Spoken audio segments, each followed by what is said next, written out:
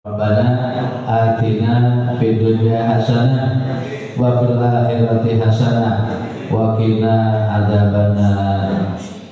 Amin ya Allah ya rabbal alamin. Yang saya hormati Bapak Kepala MA Ahmadiyah, kemudian yang saya muliakan Bapak dan Ibu guru beserta staf yang hadir pada hari ini, tak lupa para peserta sanlat MA Ahmadiyah yang mana insya Allah Bapak banggakan dan Bapak cintai. Pertama-tama mari kita panjatkan puji syukur kehadirat Allah Subhanahu wa taala, yang mana Allah Subhanahu wa taala telah memberikan nikmat kepada kita yang insya Allah kita tidak akan dapat menghitungnya. Ya, sebagaimana firman Allah dalam satu ayat, A'udzubillahi minasyaitonirrajim, wa in ta'uddu nikmatallahi la tuhsuha. Kemudian salawat beserta salam semoga Allah curah limpahkan, semoga Allah sampaikan kepada kekasih kita, Habibana wa Nabiyana, Nabi besar Muhammad sallallahu alaihi wasallam beserta keluarganya, para sahabatnya, semua dzurriyyahnya, dan tak lupa kepada para pengikutnya sampai hari kiamat. Amin ya Allah ya rabbal alamin.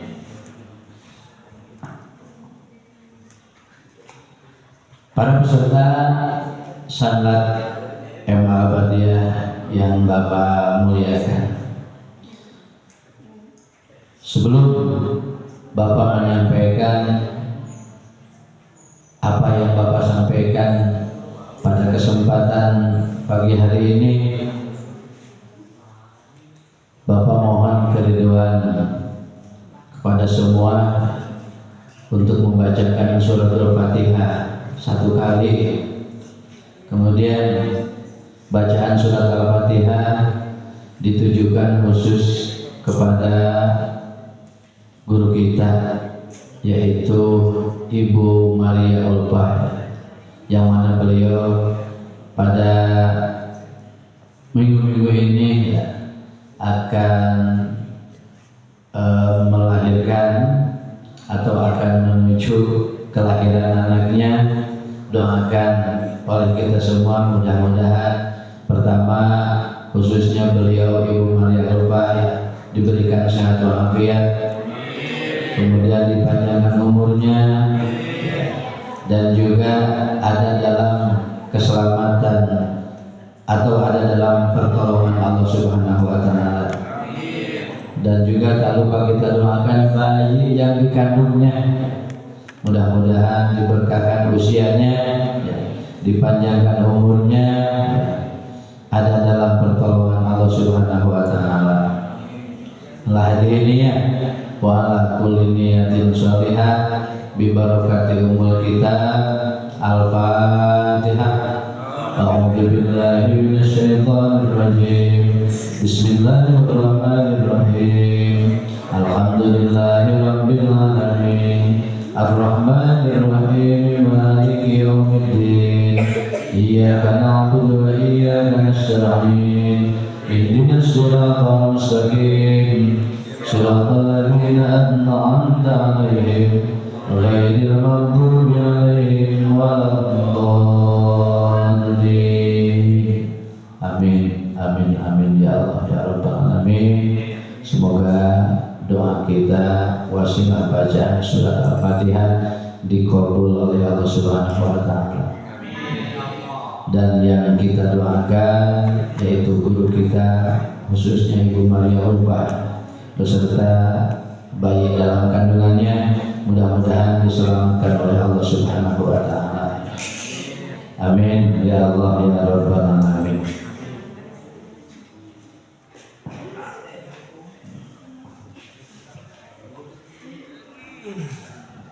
para peserta sanlat Al-Badiah yang Bapak cintai, alhamdulillah pada kesempatan pagi hari ini kita dapat bermuajahah, bertatap muka, bersilaturahmi, tak lain dan tak bukan kita semata-mata dalam rangka ikhtiraf, dalam rangka kita memuliakan akan datangnya bulan suci atau bulan yang dimuliakan Allah, yang menjadi rajanya bulan dalam satu tahun. Mudah-mudahan hadirnya kita di tempat ini, berkumpulnya kita di majelis ini menjadikan sebab kita semua sekarang ya di dunia mendapatkan ampunan dari Allah Subhanahu wa taala, dan nanti di yaumul qiyamah mudah-mudahan kita sama-sama dikumpulkan oleh Allah ada dalam rahmat Allah Subhanahu wa taala. Amin ya Allah ya Rabbal alamin. Hadirin wal hadirat rahimakumullah.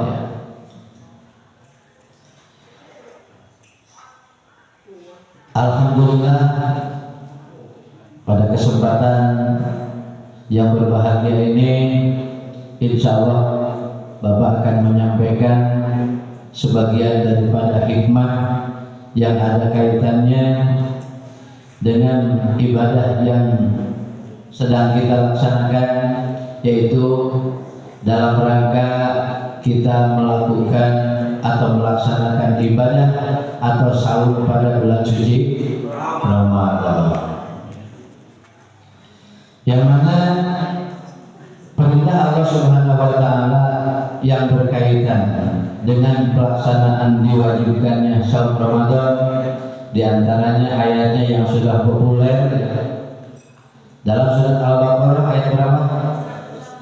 Ayat 183 ya, atau 183, yang mana Allah menjelaskan dalam ayat tersebut yang berkaitan dengan kewajiban ibadah sahur.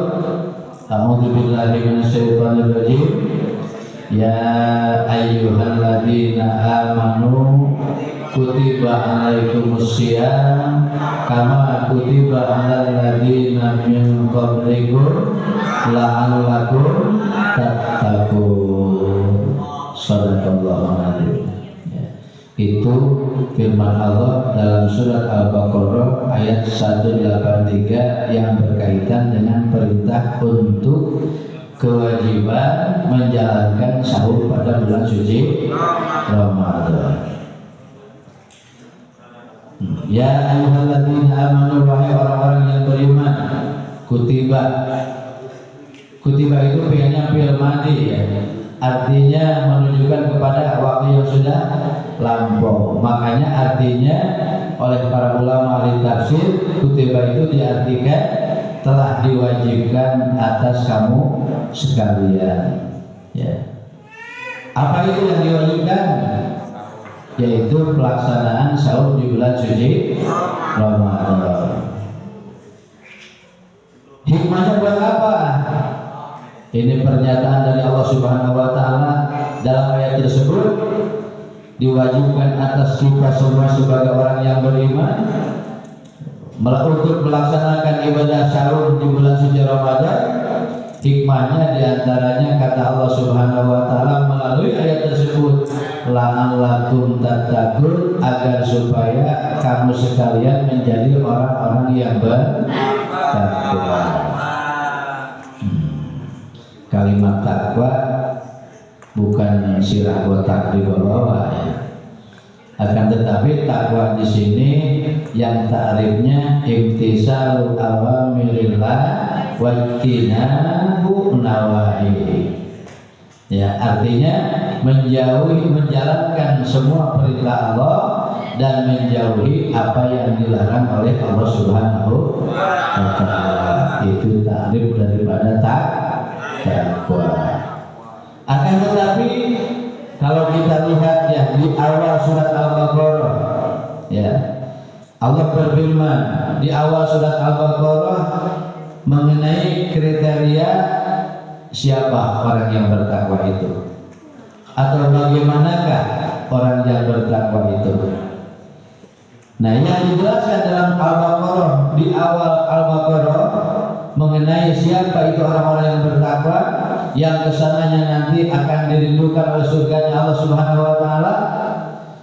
Di dalam surat Al-Baqarah atau di awal Al-Baqarah Allah menyatakan alladzina yu'minuna bil ghaibi. Kriteria atau ciri orang-orang muttaqin itu salah satunya diantaranya yang mengimani atau beriman kepada hal-hal yang gaib. Apa itu gaib? Nah, yang disebut gaib itu penjelasannya atau keterangannya sudah ada dalam Al-Quran, akan tetapi kita belum bertemu pada hari ini. Itu namanya gaib. Contohnya seperti apa? Alam akhirat, ya, itu termasuk alam gaib. Kemudian apa lagi? Hikmah yang akan kita dapatkan melalui ibadah sahur, itu termasuk hal-hal yang gaib. Kemudian apa lagi? Abi, apa lagi? Yang termasuk hal-hal yang gaib, apa lagi? Akan datangnya hari kiamat. Itu kan termasuk hal yang gaib, ya. Penjelasannya sudah ada, dibuat dalam Al-Quran, yang menjelaskannya yang menciptakan kita, yang menciptakan alam semesta. Akan tetapi kita belum pernah ketemu dengan hal tersebut. Maka itu dalam Al-Quran disebutkan salah satu diantaranya ciri orang yang bertakwa itu mengimani atau iman kepada hal-hal yang gaib. Alladzina yu'minuna bil ghaibi. Ya. Seperti umpamanya Allah menjelaskan tentang akan datangnya hari kiamat seperti dalam surat Al-Waqiah. Itu kan penjelasan hari kiamat, ya. Bismillahirrahmanirrahim. Idza waqa'atil waqi'ah laisa liwaqa'atiha kadhibah khafidatun rafi'ah idza rujjatil ardu rajja wa bussatil jibalu bassa fakanat haba'an manthura. Fakanat haba'an munbatha wa kuntum azwajan thalatha ila akhir ayat dan seterusnya. Itu kan penjelasan tentang hal-hal yang gaib mengenai akan datangnya hari kiamat. Kemudian dalam surat Al-Zalzalah Allah berfirman, Bismillahirrahmanirrahim, idza zulzilatil ardu zilzalaha wa akhrajatil ardu athqalaha. Itu kan semua penjelasan tentang akan datangnya hari terakhir atau hari kiamat. Dalam surat yang lain umpamanya Allah berfirman melalui dalam surat Al-Qari'ah. Bismillahirrahmanirrahim. Al-Qari'atu mal-Qari'ah wa ma adraka mal-Qari'ah yauma yakunun nasu kal farashil mabthur ila akhir ayat. Nah, itu semua kan penjelasan tentang hal-hal yang menyangkut dengan perkara yang gaib atau penjelasan akan datangnya hari kiamat. Nah, kembali lagi, salah satu di antara kriteria atau ciri orang muttaqin yang dijelaskan di awal Al-Baqarah, salah satunya adalah alladzina yu'minuna bil ghaibi. Kemudian selanjutnya alladzina yu'minuna bil ghaibi wa yuqimunas salata. Ciri orang muttaqin itu senantiasa selalu mendirikan ibadah sholat yang 5 waktu. Terlebih sekarang di bulan suci Ramadan, di malam hari kita ditambah selain daripada ibadah sholat yang 5 waktu, ada tambahan yaitu khusus ibadah spesial ya. Setahun sekali ada yang namanya sholat tarawih yang jumlah rakaatnya ada 20 rakaat ditambah witir 3 jadi 23. Adapun bahasanya ya, mau sholat tarawih boleh, mau qiyamul lail juga boleh ya. Cuma kalau tarawih itu khusus pada bulan suci Ramadan, kalau yang dicontohkan baginda Rasul mengenai qiyamul lail itu setiap malam, bukan hanya pada bulan suci Ramadan saja. Nah, itu yang kedua, wa yuqimunas sholata. Ayat selanjutnya mengenai penjelasan ciri orang muttaqin. Pertama, alladzina yu'minuna bil ghaibi, kemudian wa yuqimunas sholata. Selanjutnya wa mimma razaqnahum yunfiqun. Ciri orang muttaqin itu di dalam Al-Baqarah Allah menjelaskan yang selanjutnya adalah senantiasa selalu menafkahkan hartanya di jalan Allah Subhanahu wa ta'ala. Apakah itu mengeluarkan zakat mal, apakah itu mengeluarkan zakat tijarah, apakah itu mengeluarkan zakat fitrah yang spesial wajib dilakukan khusus pada bulan suci Ramadan. Karena fitrah itu kenapa setahun sekali dan khusus atau bisa dilakukan pada bulan suci Ramadan?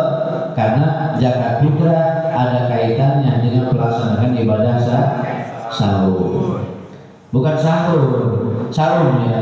Nah, sehingga baginda Rasul menegaskan dalam sebuah hadis ya, yang mana Rasul menjelaskan bahwasanya ibadah sahur itu diterima dan tidaknya oleh Allah tergantung kepada mengeluarkan atau tidaknya zakat fitrah. As-sawmu, kata Nabi, mu'allaqun bainas sama'i wal ardi hatta yakhruja zakata fitri. Masalah ibadah puasa, kata Nabi, tidak akan diterima oleh Allah Subhanahu wa ta'ala. Ditangguhkan dulu orang yang berpuasa itu apakah melaksanakan zakat fitrah atau tidak. Makanya nisabnya zakat fitrah itu relatif ya. Beda dengan zakat tijarah, beda dengan zakat apa? Zakat mal ya. Nisab zakat fitrah itu relatif. Para ulama menjelaskan dalam kitab fikih ya, saking relatifnya nih, saking simpelnya nisab zakat fitrah. Umpamanya alam sekarang lagi tidak punya uang nih, tapi sarung BHS punya 2. Kata para ulama, silahkan jual sarung yang 1, kemudian belikan kepada beras dan bayarkan zakat fitrah. Ya, saking penting-pentingnya mengeluarkan zakat fitrah. Umpamanya punya jas 2 biji, sementara uang belum punya buat beli beras, jasnya jual 1. Belikan kepada beras ya, kemudian tunaikan zakat fitrah ya, saking penting-pentingnya mengeluarkan zakat fitrah. Bahkan umpamanya kita nih mustahik zakat ya, kita dapat beras ngasih dari orang lain kepada kita, kemudian sebelum kita belum zakat fitrah, itu sah-sah saja kata para ulama. Zakat daripada orang lain kemudian kita pakai untuk zakat diri kita sendiri ya, saking pentingnya itu zakat fitrah ya. Sehingga kata Nabi dalam hadis yang Bapak bacakan, Allah tidak akan menerima saumnya seseorang sehingga ditangguhkan dulu mengeluarkan atau tidaknya zakat fitrah. Selanjutnya alladzina yu'minuna bil ghaibi wa yuqimuna sholata wa mimma razaqnahum yunfiqun.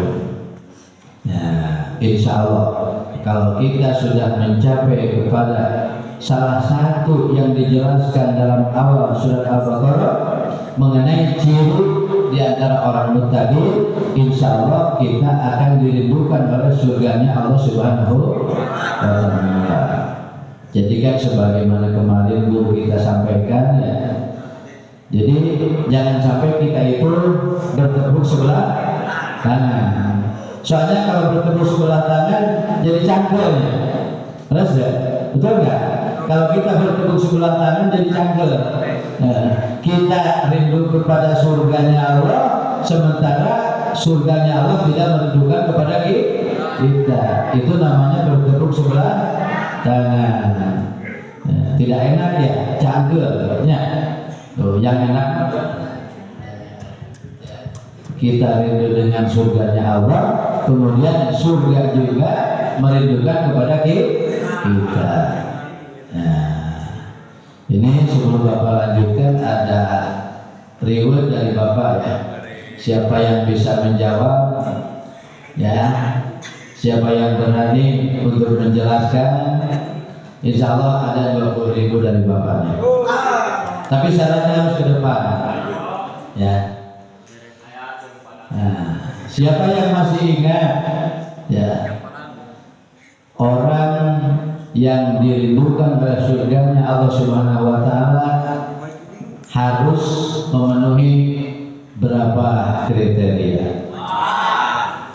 Ke depan ya, ajukan tangan ke depan ya, ya di depan ya. Menghadap ke sana. Ada tuh dia sok. Hati dirinya. Coba namanya siapa? Nama siapa?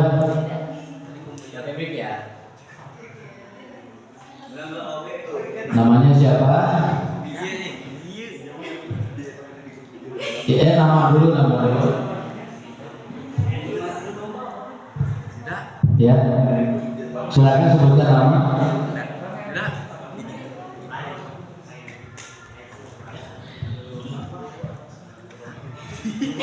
Ya. Nama saya Ida Salsabila dari kelas 11 IPA. Ya. Sudah siap untuk menjelaskan pertanyaan dari Bapak tadi? Sebutkan kriteria apa saja atau kriterianya ada berapa kalau kita ingin dirindukan oleh surganya Allah Subhanahu wa Ta'ala. Ya. Ciri orang yang dirindukan surga ada 4. Yang pertama, orang yang suka membaca Al-Quran. Bahasa hadisnya Hifdzil Quran. Talil Quran. Ya. Kemudian yang kedua, orang yang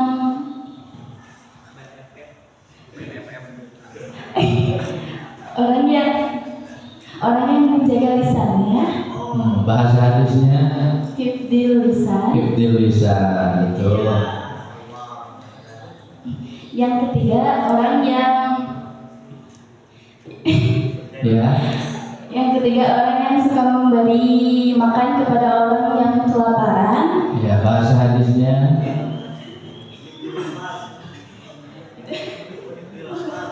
wa mu'minil jinan. Terus yang keempat, orang yang berpuasa di bulan Ramadan. Bahasa hadisnya wasaumu fi syahri Ramadan. Jawabannya gimana? Salah apa betul? Ya, jadi menurut hadis yang kemarin disampaikan oleh guru kita semua ya, apabila kita ingin dirindukan oleh surganya Allah Subhanahu wa Ta'ala, kriterianya ada 4. Pertama, orang yang selalu membaca Al-Quran. Yang kedua, orang yang bisa menjaga lisan. Yang ketiga, orang yang suka memberi makan kepada orang yang lapar. Yang keempat, orang yang suka berpuasa di bulan suci Ramadan. Ini sesuai dengan janji Bapak.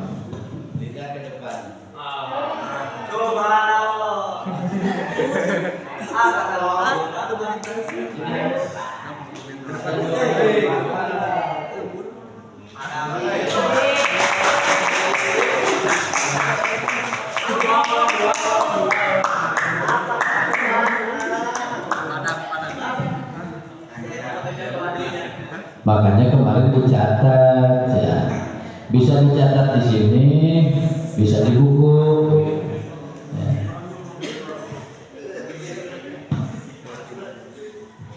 Sampai apa tadi? Sampai pertanyaannya. Jadi empat kriteria ya yang harus kita penuhi apabila kita ingin dirindukan oleh surganya Allah Subhanahu wa Ta'ala. Di antaranya orang yang tahu Quran, kemudian wahid lisan, kemudian wal mu'minul jinan, dan yang terakhir wasaumu fi syahri Ramadan. Insyaallah keberadaannya tidak akan bertepuk sebelah tangan.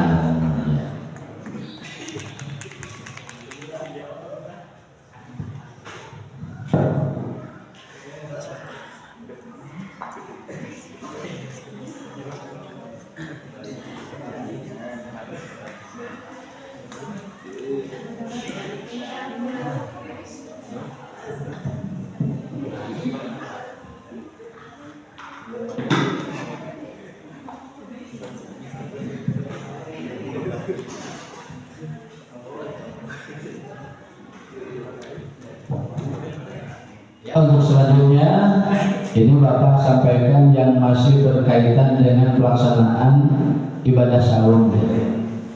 Maksudnya agar supaya saum kita selamat, agar supaya pahalanya tidak rusak ya.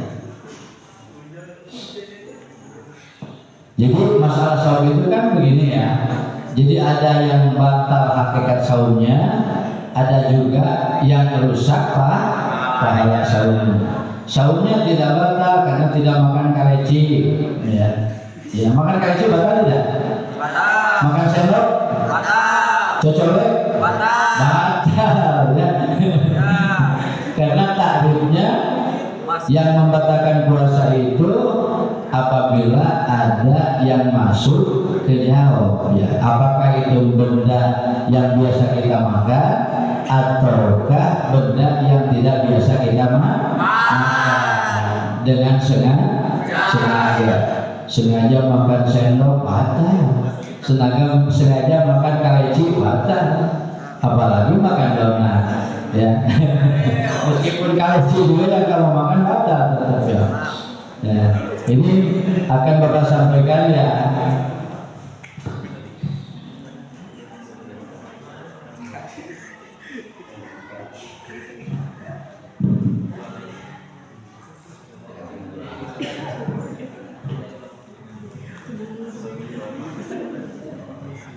Ini ada ketentuan yang wajib kita patuhi ya.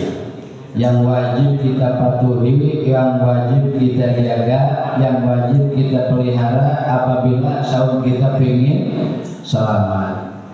Selamat puasanya secara hakiki dan juga tidak rusak pahalanya. Ini ada sebuah hadis ya, qala Nabi sallallahu alaihi wasallam, fayambaghi lil mu'mini ayyahtarima fi syahri Ramadan,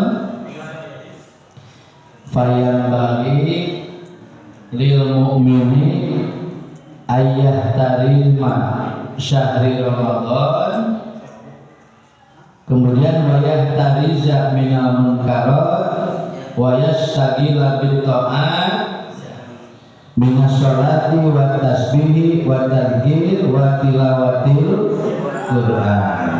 Terlalu cepat nggak? Terlalu cepat. Fayal bagi lil mu'mini ayah tarima syahri Ramadan wa yahtariza minal munkarat wa yastagila bitta'ati minas sholati wat tasbihi wat tadhkiri wa tilawatil Quran. Ya. Udah sampai situ. Ya. Ini artinya wallahu a'lam bimuradi ya. Fayal bagi itu artinya mesti ya. Mesti itu berarti wajib. Bagi siapa? Lil mu'mini, bagi orang-orang yang mukmin, khususnya yang sedang melaksanakan sahur pada bulan suci Ramadan. Ini kan semuanya mukmin ya. Ini semuanya mukallaf. Apa yang harus diperhatikan? Pertama, ayah tarima syahri Ramadan. Kalau puasa kita ingin selamat, kalau puasa kita ingin tidak rusak pahalanya, tolong diperhatikan. Pertama, kita wajib menghormati keberadaan bulan suci Ramadan. Menghormati di sini berarti kita wajib mengagungkan, wajib memuliakan datangnya bulan suci Ramadan. Jangan sampai ongkong katanya lagi puasa tapi perang sarung. Iya. Benar, Pak. Katanya lagi puasa tapi perang sarung. Ya apa-apaan itu bukan tuntunan ajaran Islam ya. Nah. Kalau orang yang sedang berpuasa, ketentuan yang pertama, kita wajib menghormati, memuliakan adanya bulan suci Ramadan. Berarti kalau umpamanya orang yang berpuasa tapi malah perang sarung, berarti tidak mengagungkan, tidak menghormati akan adanya bulan suci Ramadan. Kan perang juga harus berhenti ya. Ya. Kemudian setelah itu apa lagi yang harus kita perhatikan? Wayah tariza minal munkarati. Kalau kita sedang berpuasa di bulan suci Ramadan, yang wajib kita perhatikan itu selanjutnya adalah kita wajib menghindari atau menjauhkan diri kita dari berbagai kemaksiatan ya.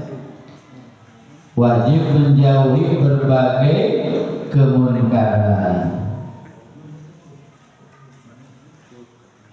Karena apa? Karena kalau berbagai kemaksiatan, berbagai kemunkaran tidak kita jauhi, ya meskipun kita tidak makan kelereng, ya tidak makan sendok, alias puasanya tidak batal secara fikih, ya akan tetapi kalau maksiatnya tidak dijaga, munkaratnya tidak dijauhi, insya Allah pahalanya akan rusak. Kalau dalam bahasa hadis hanya mendapatkan haus dan dahaga. Haus dan lapar ya.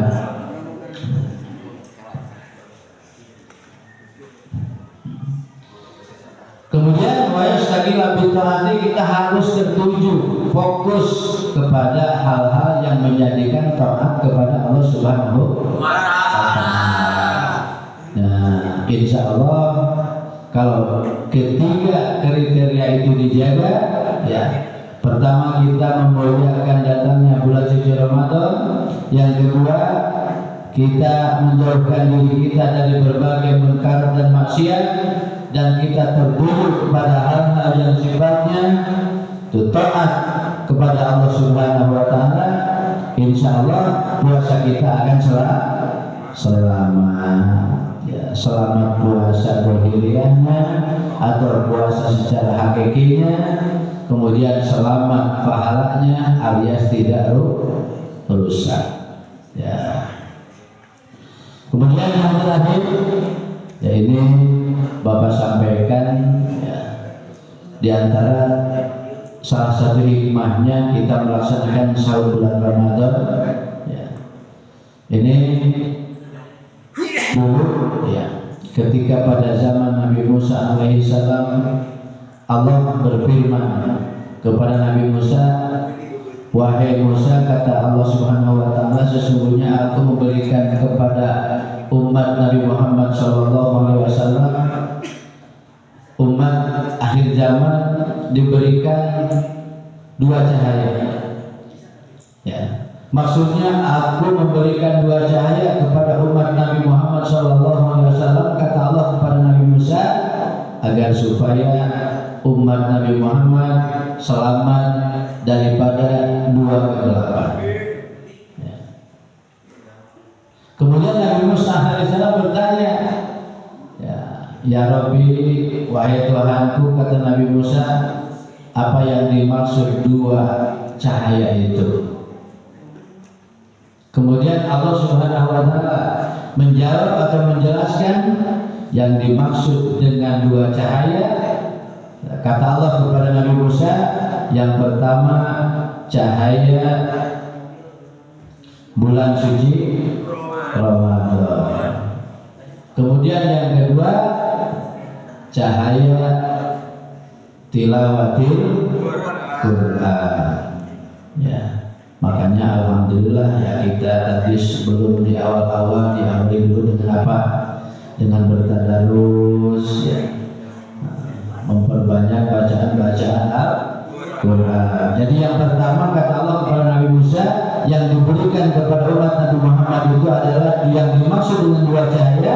Pertama cahaya bulan suci Ramadan, yang kedua cahaya bacaan Al-Quran. Kemudian Nabi Musa bertanya lagi, ya Rabbi, wahai Tuhanku, kalau tadi yang dimaksud dengan dua cahaya itu cahaya Al-Quran dan cahaya bulan suci Ramadan, sementara kata Nabi Musa yang dimaksud dengan dua kegelapan, apa itu ya Rabbi?